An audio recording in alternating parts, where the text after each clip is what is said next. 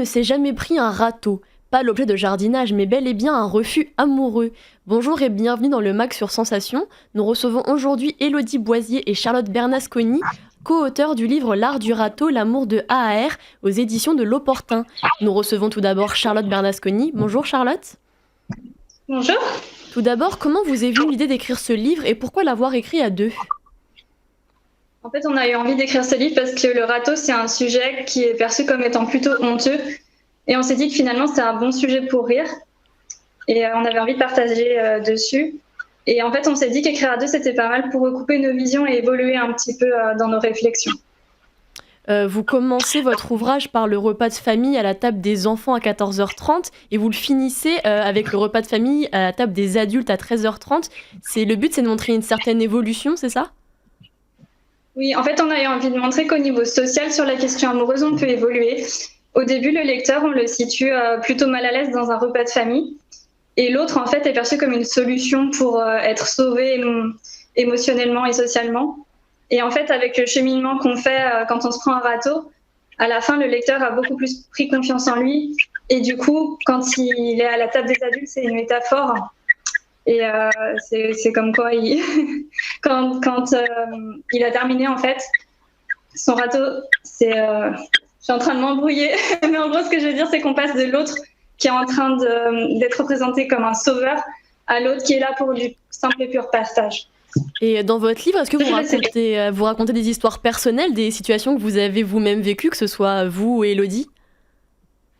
On a énormément extrapolé. Au début, oui, on a pris des situations personnelles.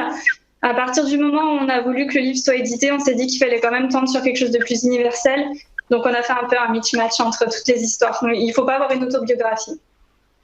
Et donc votre ouvrage, c'est un livre humoristique. Pourquoi est-ce que avoir décidé de traiter le thème de l'amour de cette façon pour donc changer de ce que l'on a l'habitude de voir et de lire?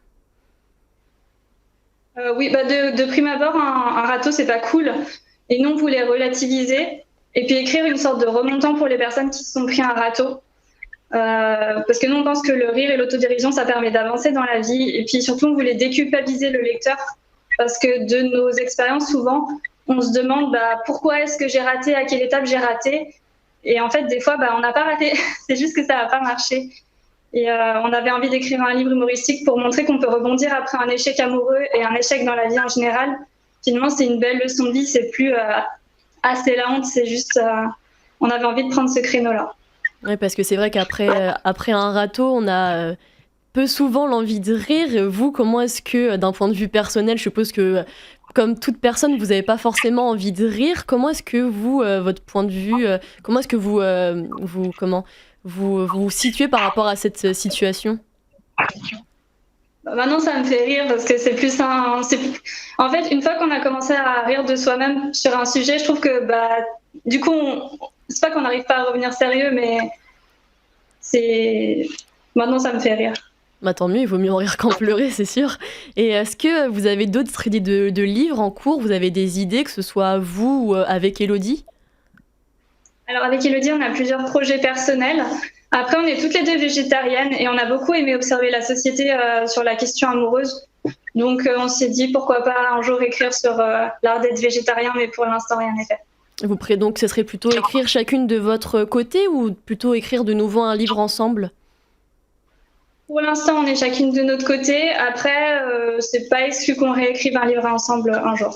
Parce que oui, l'idée si vous êtes végétariennes toutes les deux, l'idée d'écrire un livre ensemble sur ce sujet serait plutôt pas mal pour faire un lien entre vos situations. Si elles sont similaires, ça pourrait être une bonne idée, en effet. Oui, après, ce qu'on s'était dit, c'est qu'on voulait pas faire une suite à l'art du râteau. Genre l'art d'être en couple, par exemple, ça sera pas nous qui vont l'écrire. D'accord. Mais pourquoi pas. D'accord, très bien. Merci en tout cas. Maintenant, on va pouvoir retrouver Élodie. Merci encore, Charlotte. Bonjour, Élodie. Bonjour. Alors, première question, pourquoi avoir donné à votre livre le titre L'art du râteau, l'amour de A à R et pas de A à Z? C'est R de râteau, je suppose? Effectivement, c'est pas par flemmardise qu'on n'est pas allé jusqu'au bout de l'alphabet. R, c'est pour le râteau, effectivement. Et comme nous l'ont fait remarquer nos lecteurs à juste titre, aussi, R, c'est la dernière lettre du mot amour. Et vu qu'on balaye largement ce thème dans notre livre, ça tombe bien. Ouais, exact, c'est vrai que j'avais pas fait le rapprochement, mais exact. Votre livre ressemble quelque peu à un tutoriel, des choses donc à faire et à ne pas faire. C'était votre but de donner cet aspect à votre livre? Alors, c'est pas tout à fait côté tutoriel. Par contre, je pense que c'est plutôt le cheminement et des petites choses qu'on fait et puis dont on peut rire, même si c'est pas toujours très rigolo sur le moment. Par exemple, dans le livre, on parle de l'exemple de la fit girl. Après un râteau, des fois, on s'improvise fit girl, on se met à aller à la salle. Ça vaut aussi pour les garçons d'ailleurs, hein. Mais justement pour montrer un peu à l'autre ce qu'il perd et donc se mettre en avant. Mais derrière tout ça, on veut montrer finalement l'état d'esprit dans lequel peut se trouver la personne, donc le lecteur qui lit le livre, le côté souffrance et mauvaise foi surtout. Et on veut montrer les différentes étapes de reconstruction, mais justement par le prisme de l'humour. Au début de votre livre, vous précisez, je cite, « Nous sommes des jeunes femmes ayant fait le choix de nous adresser à d'autres jeunes femmes. Cependant, si vous n'en êtes pas une, rassurez-vous, notre livre est universel et nul doute que vous ne vous reconnaîtrez dans certains passages. » C'était l'objectif de pouvoir mettre ce livre à disposition de tout le monde, donc qu'on soit une femme ou un homme? Alors c'est vrai que on parle plutôt de fille à fille dans le ton, mais c'est pour ça qu'on précise ça. C'est vrai que c'était important pour nous de parler à des autres jeunes filles aussi. Je pense à Charlotte aussi, c'est important d'adresser aussi ce livre, par exemple, à sa petite cousine. Mais à part ça, on sait que le râteau, ça concerne les filles comme les garçons, et c'est important pour nous que les garçons puissent se dire ah oui, ben moi aussi je me reconnais dans certains de ces comportements où ah bah disons les filles vous allez un peu loin là parce que nous on fait pas ça par contre. Et outre ça il y a l'aspect générationnel, il y a des femmes plus âgées qui l'ont lu et même des seniors, et c'était incroyable d'avoir leur retour parce que sur le thème elles se sentent concernées justement, elles disent bah, moi aussi j'ai vécu ça quand j'étais jeune et tout.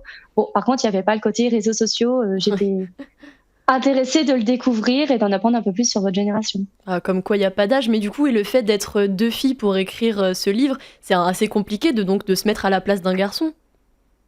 Après, on l'a fait lire aussi avant la publication par des garçons et ils se sont sentis reconnus dans certains. Puis même là, ça continue, on a des lecteurs, même garçons, qui nous font des retours. Donc c'est cool. Comme je l'ai vu avec Charlotte, le but de votre livre, c'est donc de faire rire, avec comme objectif, je cite, « Rire de ces bêtises que l'on peut lire et que nous tentons de parodier, rire des cons dira-t-on, rire de la société qui vend des produits en se servant de nos espoirs et de nos peines. » Est-ce que vous aviez une certaine envie de dénoncer cette société qui donc profiterait de nos envies et de nos peines de cœur ?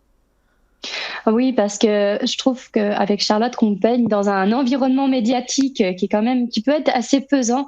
Dans le livre, on prend par exemple un exemple tout bête, mais les pubs pour parfum.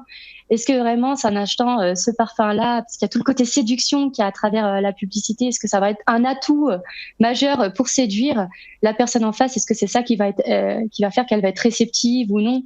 Et il y a plein de produits comme ça qu'on veut nous vendre pour nous faire sentir mieux, pour qu'on nous rende plus désirables et donc par association d'idées que on soit pas dans un échec aussi parce qu'on aura tout fait pour se mettre en valeur. Mais je pense que globalement par rapport à ça, les femmes, mais bon, il y a aussi des hommes qui commencent à en avoir marre de ça. Et juste, je pense l'été dernier avec le hashtag qu'a lancé Laura Calu, Bikini ferme ta gueule, je pense que justement les gens ils montrent bien qu'ils commencent à en avoir un peu marre de toute cette pression et diktat qu'on veut nous imposer. Et parce qu'au final, c'est pas en achetant ces produits qu'on va forcément rencontrer l'amour de sa vie, parce qu'on aura été beaucoup mieux perçu ou vendu par ces produits. Et c'est pas en passant d'une taille 40 à une taille 36 à l'approche de l'été, ça va fondamentalement vraiment changer quelque chose. On veut justement revenir à la rencontre et à quelque chose de plus spontané où les gens peuvent se sentir bien dans leur corps, sans avoir besoin de toutes ces choses qu'on voudrait nous faire acheter. C'est sûr, ouais, on en prend bonne note. On a pu voir avec Charlotte que vous aviez peut-être d'autres idées de livres, peut-être plutôt séparément, donc on a hâte de voir ça, peut-être un livre sur le fait d'être végétarien, donc on a hâte de voir ça en tout cas.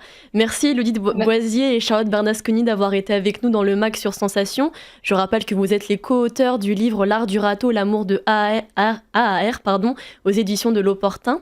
Le MAC c'est terminé, vous pouvez retrouver cette émission en podcast audio et vidéo sur notre site et application Radio Sensation.